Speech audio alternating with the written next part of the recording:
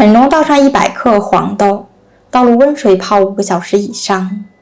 泡好的黄豆倒到料理机中，100克黄豆倒入800毫升清水，打成黄豆汁，尽量打得细腻一点。打好以后，把豆汁过滤一下，过滤到大盆中，用勺子把周围的浮沫撇一下，再用漏网过滤一下，把豆浆过滤到锅中。开大火煮开，全程用铲子不停搅拌，防止糊锅，防止粘底。煮开以后转最小火，再煮2分钟。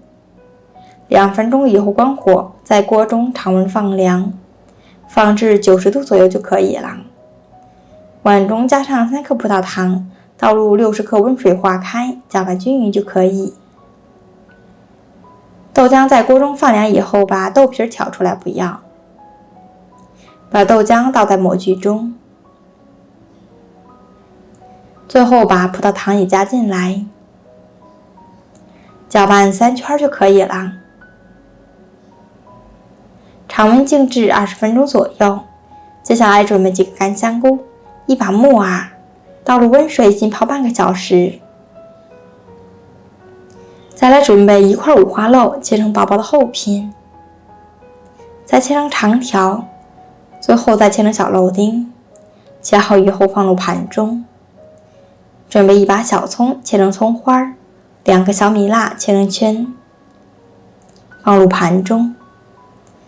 香菇和木耳泡好以后取出来，这个泡香菇木耳的汤不要丢掉，等下有用。起锅下入切好的肉丁，炒至肉丁呈透明状就可以了，加入生抽，翻炒几下，加入木耳香菇丁，继续翻炒，加入1勺黄豆酱，把酱香味炒出来。炒香以后，把之前泡香菇木耳的水加进来，加1勺胡椒粉，1勺蚝油，搅拌均匀。盖上盖子，大火煮开。煮开以后，盖上盖子，再转小火炖1分钟。1分钟以后，已经炖得特别入味了。把之前切好的葱花和小米辣加进来，搅拌均匀就可以出锅了。盛在碗中备用。我们的豆腐脑呢已经做好了，用刀划成小块。最后把调好的酱汁倒进来，